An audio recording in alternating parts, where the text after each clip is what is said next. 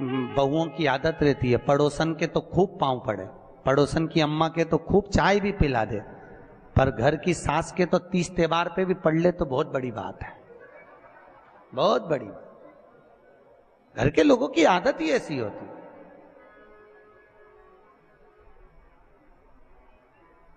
घर के लोगों, घर की माँ के पांव नहीं पड़ेगी, पड़ोसन के खूब पढ़ लेगी, काकी सास के पढ़ लेगी, मौसी सास के पढ़ लेगी, देवरानी आदि का जितनी पड़ोसन के कोई भी आएगा उसका आदर करेगी, सम्मान करेगी, धोख लगाएगी। पर घर में सास बैठी है उसके पांव नहीं पड़े तो सास की चिंता भी नहीं रहे, सास के भले मत पड़ मेरे पांव, मत पड़, नहीं पड़े तो मैं भी देखूं तो पड़ोसन के कितने ही पांव पड़ ले, क्या पड़ोसन अपनी जायदाद का हिस्सा दे देगी तेरे को? अरे बोलो तो, देगी क्या? नहीं। जायदाद का हिस्सा कौन देगी? सास। उसी तरह मृत्यु लोक का देव है महादेव। शंकर जी कहते हैं भले तू ब्रह्मा को भज, चाहे तेरी मर्जी पड़े नारायण को भज, पर मृत्यु लोक का देव तो मैं हूं, पाला तो मुझसे पड़ना है ना, तब निपटूंगा तेरे से, अभी तू जा जा। और फिर पाला कब पड़ता है? जब थोड़ी सी भी दिक्कत आ जाए, परेशानी आ जाए, एक्सीडेंट हो जाए, ब्लड प्रेशर ऊंचा नीचा हो जाए, शुगर बढ़ जाए, अटैक आ जाए, तब सीधे पंडित जी को फोन लगा के बोले महामृत्युंजय का पाठ करा दो। शंकर जी बोले अब आया मेरे पाले में, अब आया, और लगे सब पाठ करने के लिए। कितना दयालु है सब।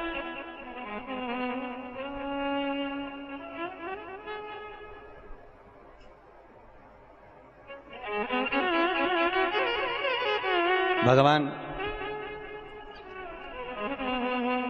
नारायण का अगर विवाह भी कराने वाला कोई है लक्ष्मी से तो वो मेरा शिव ही है। कौन ने कराया था विवाह? शंकर भगवान। क्या नाम है माता लक्ष्मी की, माता जी का?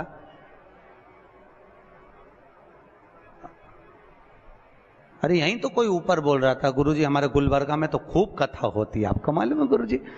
खूब कथा हुए हमारे यहाँ, खूब कथा चले। तो हमने कहा अच्छी बात है, बताओ जल्दी से माता लक्ष्मी जी की माँ का नाम क्या है?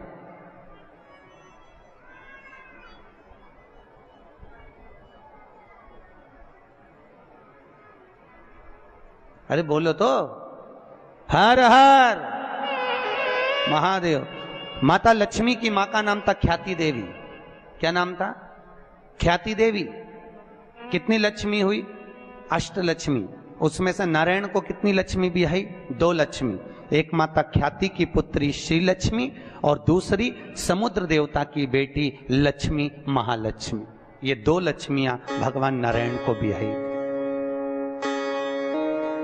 कौन कौन सी लक्ष्मी भी आई? जम के बोलो। एक श्री लक्ष्मी, कौन है ये? माता ख्याति की बेटी। और दूसरे नंबर पर महालक्ष्मी, कौन है ये? समुद्र देवता की बेटी। अब जिस नारायण भगवान के साथ में मंदिर में लक्ष्मी जी की पूजन करते हो वो लक्ष्मी इन दोनों में से कौन सी? बोलो जल्दी से। है? महालक्ष्मी तो मात्र 7 दिन तक भगवान नारायण के साथ रुकी थी, और 7 दिन रुकने के बाद में जब श्री लक्ष्मी ने भगवान शिव से जाकर निवेदन करा, भोलेनाथ मेरे प्रभु नारायण का विवाह समुद्र देवता की बेटी महालक्ष्मी के साथ भी हुआ है, आप करुणा करिए। तब भगवान भोलेनाथ ने पार्वती जी का एक मंगल सुमंगल आनंदमय तीज का व्रत बताया। तीज का व्रत जब श्री लक्ष्मी ने करा, वो व्रत आज भी माताएं करती हैं, निमाणी की पूजन करती हैं, आज भी सत्तू बनाती है। और 3 तरह का सत्तू बनता है, आटा का, बेसन का और चावल का। तीनों का अलग अलग प्रमाण है। कल आपको कथा में बताएंगे कि आटे के सत्तू का क्या प्रमाण है, और आपको मालूम हो तो आप हमें बता देना, उसमें कोई दिक्कत वाली बात नहीं हो। और तो कथा तो ऐसी चलेगी, आधी हम बाँचें आधी तुम बाँच देना। आटे का सत्तू, चने की दाल का सत्तू और चावल का सत्तू, ये तीनों क्यों बनते हैं? और सत्तू भी बनाओ तो चक्की ऐसा बना लो, पर पिंडा बनाना क्यों जरूरी होता है? वो पिंडे का क्या महत्व है? और श्री लक्ष्मी और महालक्ष्मी की कथा में वर्णन है दोनों। वो कथा कल आएगी, उसको अपन कल लेंगे। पर आज जो कथा चल रही है कि श्री लक्ष्मी को माता पार्वती जी का विवाह, सुंदर व्रत बताया, और उस व्रत को माता पार्वती ने करा। और उस व्रत को माता श्री लक्ष्मी ने जब करा, पार्वती के व्रत का हो, तब माता श्री लक्ष्मी और महालक्ष्मी दोनों एक हुई और एक होकर नारायण के साथ में जाकर विराजमान हुई। आज भी जो माता लक्ष्मी का एक हाथ नीचे है और कमल का पुष्प पकड़ी है, वो लक्ष्मी जी का महालक्ष्मी दर्शन है। और माता अगर हाथ देर से इशारा कर कर आशीर्वाद दे रही है, वो श्री लक्ष्मी का भाग है। माता का दो भाग,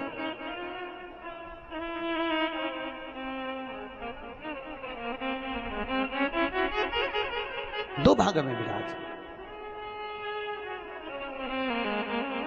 आज बाबा भोलेनाथ की कथा कह रही, करुणा सागर भगवान शिव जो आनंद की राशि हैं, मृत्युलोक का जो देव है महादेव, पृथ्वी पर रहने वाले जीवों को कष्ट ना हो, उनको सुख ही देने वाला, सदा प्रसन्नता प्रदान करने वाला। बद्रीनाथ किसका था? जिस बद्रीनाथ में नारायण बैठे हुए हैं, आप लोग बोलते हो ना बद्री विशाल भगवान की, अच्छे से बोलो, बद्री विशाल भगवान की। वहां कौन बैठा है बद्री विशाल में? अरे बोल दो। तुम तो बोलने में भी घबराने लगे कि महाराज ना जाने क्या बोल देगा, पट्टा ही ठिकाने। कौन बैठे वहां पर? नारायण बैठे कि नहीं बैठे? तो वो बद्री विशाल किसका था? जिस बद्री विशाल के मंदिर में बद्री विशाल बैठे हैं, भगवान नारायण विराजमान हैं, वो बद्रीनाथ की भूमि किसकी थी? भगवान शिव और पार्वती का निज घर था। शिव और पार्वती वहां निवास करते थे, शंकर और पार्वती वहां रहते थे। एक बार भगवान नारायण के साथ में लक्ष्मी मैया भ्रमण के लिए निकली बद्री का आश्रम, अलकनंदा नदी के तट। और माता लक्ष्मी ने जैसे ही बद्रिकाश्रम को देखा, इतना सुंदर आश्रम, नारायण ने शिव जी को नमन करा, शंकर ने नारायण को नमन करा, दोनों एक दूसरे को नमन करे। और इतने में नारायण लक्ष्मी को लेकर वापिस जाने लगे तो लक्ष्मी जी ने नारायण को रोक लिया और कहा, प्रभु रुकिए, मेरे वचन को सुनो, ये बद्रिकाश्रम मुझे बहुत अच्छा लग रहा है, नाथ कुछ भी करो पर यह बद्रिकाश्रम मेरा होना चाहिए। भगवान नारायण ने कहा, लक्ष्मी ये कभी नहीं हो सकता, क्योंकि यह शिव का वासा, ये शंकर की जगह, ये भोलेनाथ जी की जगह है। और अगर ये शंकर जी का निज निवास है, शंकर जी का स्थान है, तो तुम्हारा कैसे हो सकता है?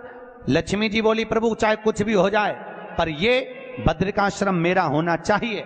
लक्ष्मी जी जिद पे अड़ गई। होता है, अब पत्नी अगर जिद पे अड़ जाए तो तुम्हें तो मालूम है, आधी रात के मेडिकल खुलवा के बाम की शीशी लेके आए, तो वो तो बद्रिकाश्रम।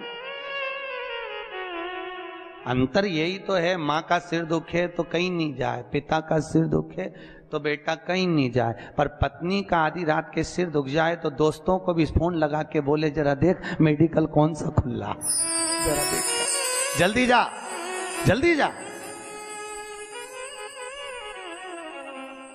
बढ़िया।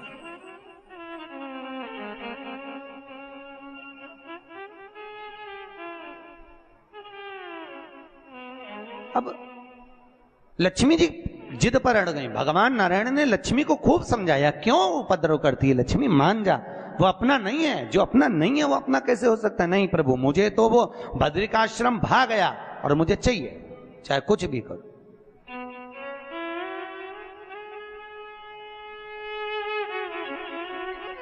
और देखो, अगर भाग्य में है, किस्मत में है, तो जरूर मिलता है। क्योंकि कथा का अगर कोई रसिक होता है ना, तो कथा का रसिया अगर कोई है तो हनुमान जी महाराज को कथा का रसिक कहते हैं। अगर पृथ्वी लोक पर कोई कथा सुनने वाला कोई है तो वो श्री हनुमान जी हैं। मेरे हनुमान जी महाराज ऊपर बैठे हैं, उनको लग रहा होगा मंदिर में बैठे बैठे कि बहुत दिन हो गए रे, राम कथा सुनी, भागवत सुनी, पर हनुमान जी सोचे जिसका मैं अवतार हूं उसकी कथा आज तक नहीं सुनी, मैं निकल कर कहां जाऊंगा, इसलिए शिव पुराण को यही ले आया, वो यही पर। अपन सबकी सोचते पर उसने अपनी सोच ली। आज पंडित जी ऊपर सवेरे घंटी हिलाकर पूजन कर रहे थे, मैं समझ गया, मैंने कहा हो जाओ तैयार, कथा की तैयारी है। ये करुणा उनकी, ये कृपा उनकी है। और बिना करुणा बिना कृपा के नहीं हो सकता।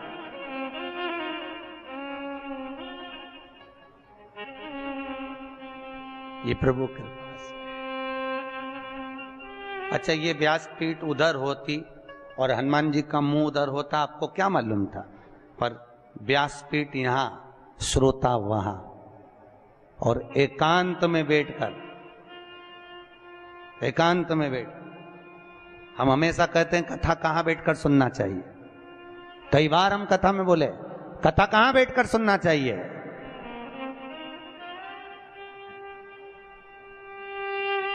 हम तो कहते हैं जहां तुम्हारा दुश्मन बैठा हो उसके पास में बैठकर सुनना।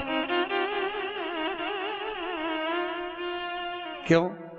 अगर दुश्मन के पास बैठकर सुनोगे और थोड़ी सी भी अगर कोई अच्छी बात हुई तो बात नहीं कर पाओगे। उसने जरा सा टुल्ला मारा तो फिर एक ना हिल सकते ना डुल सकते, जैसे बैठे हो ना बस वैसे ही बैठे रहना है।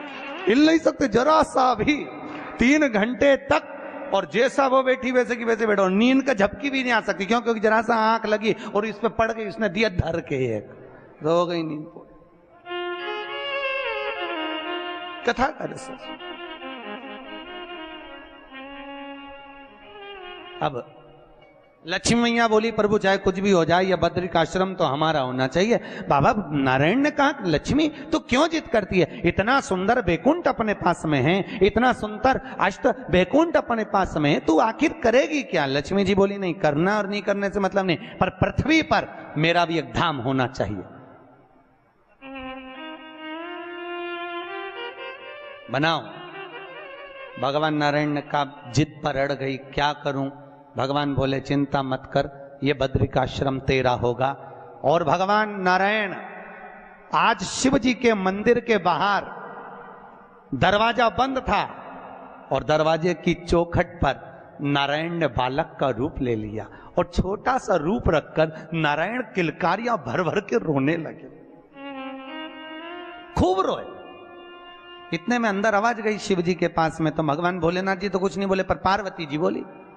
पार्वती जी ने कहा प्रभु ना जाने कौन बालक रो रहा है, ना जाने किसकी मां यहां छोड़कर चली गई है, बच्चे को बेचारा रो रहा है।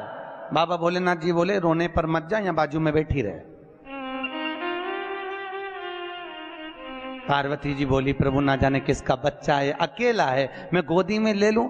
भगवान भोलेनाथ जी बोले गोदी में तो लेना ही मती, बिल्कुल भी मत लेना, क्योंकि जो औलाद गोदी आ जाती है पूरी जायदाद का हिस्सेदार बन जाती है। गोदी तो लेना ही मत। प्रभु आप लोगों को मालूम होगा ना, जिनके बच्चे नहीं होते तो वो गोदी लेते हैं, गोदी लेते तो जायदाद का हिस्सेदार हो गया। गोदी तो लेने ही मत। बाबा भोलेनाथ जी, पार्वती बोली प्रभु आप इतने बड़े दयालु, इतने बड़े धर्मात्मा, भोलेनाथ, काशी विश्वनाथ, हे महाकाल, हे मेरे मल्लिकार्जुन, हे मेरे शिव, आप इतने धर्मात्मा, इतने पुण्यात्मा, और आज आप कैसी बात कर रहे हो, गोदी लेने के लिए मना कर रहे हो? बाबा भोलेनाथ जी बोले मैं मना नहीं कर रहा, पर बात इतनी सी है कि किसको गोदी लेना चाहिए तुझे नहीं मालूम। पार्वती जी जिद में अड़ गई, छोटा सा बच्चा लेने में क्या जाता, इतना सा बच्चा थोड़ी ना कह रहा है कि मुझे पूरी जायदाद दे दो। भगवान भोलेनाथ जी ने खूब समझाया, पार्वती तो बहुत भोली है। पार्वती जी बोली मैं तो गोदी लूंगी, और नारायण को माता पार्वती ने गोदी में उठा लिया, अंदर लेकर आ गई। अंदर लेकर आई, 33 करोड़ देवी देवता में केवल एक देवी देवता हैं, वो शिव और पार्वती, जो प्रतिदिन शाम के समय पर भ्रमण पे निकलते हैं। प्रतिदिन जैसी 4 बजे शाम की, और 7 बजे से 4 से 7 बजे के बीच में शंकर और पार्वती के भ्रमण का समय है। भ्रमण का समय दोनों। अच्छा, इनको देख के लोग, जितने देवी देवता ना, इनके भी हृदय में थोड़ा कछोटपन तो आता है। जैसे कोई घूमने, तुम्हारा दोस्त हो, अपनी पत्नी को लेकर रोज घूमने जाए ना, तो पत्नी एक दिन पड़ोसी की पत्नी कही दे, उसको देख लो, वो रोज घुमाने ले जाए स्कूटर पे बिठा के, और एक तुम फुर्सत ही नहीं कमाने से। अच्छा, होती कि नहीं होती? ईमानदारी से बोलो, होती ना है? वो तुरंत ले गए, और तुम देखो हम तो इतनी बार के, तुम कभी नहीं लेके जाते। अच्छा, भगवान शंकर और पार्वती को देख के भी नारायण और लक्ष्मी के बीच में बहुत विवाद होता है, देख लो। लक्ष्मी एक बार नारायण जी से बोली, वो देखो शाम हुई और चल दिया, और तुम तो कभी लेके जाते ही नहीं हो। भगवान नारायण बोले, मैं तो लेके चले जाऊं, ले जाने में दिक्कत नहीं है, पर तेरे संग में इतना प्रपंचा है कि तू 2 घंटे में तो तैयार हो, और तैयार हो तो यहाँ का ताला लगा, वहां की चाबी लगा, तो मुझे एक बात बताओ, फिर ये दोनों कैसे निकल जाते हैं? इतने में नारायण बोले, उनके यहाँ कोई प्रपंचा नहीं, कैलाश पे रहते, शमशान में रहते, अलमारी भी नहीं उनकी यहाँ कि ताला चाबी लगाना पड़े, और उनके घर में तो कहीं का घुस भी नहीं सकता क्योंकि बब्बा बैठा, घुसे तो घुसेगा। जिसके पास ज्यादा माल, चिंता उसको, ताला चाबी वो लगाए, घूमने वो नहीं जाए, और जिसके पास कुछ है ही नहीं वो तो गाड़ी उठाए, बैठ पीछे, वो जा है ही नहीं तो चलो, रख के करोगे क्या? चिंता उसको जिसके पास। अब भोलेनाथ जी तो बेफिक्र, काय की चिंता उनको? कुछ है उनके पास दमदार चीज? नहीं, कुछ हो तो बताओ। गले में सांप, रुद्राक्ष की माला, भस्मी रपेटे हुए, वो भी शमशान की, और घर में जाके देखो तो कुछ भी नहीं। पार्वती जी बोलती कल क्या बनाएंगे, तो क्या कल दूसरी चीज आ जाएगी, तो आज खाक हुआ ना चित करो। और एक अपन तिरुपति गए, वहां से भी लड्डू ज्यादा लिया है, वो भी फ्रिज में रखे है संभाल संभाल के।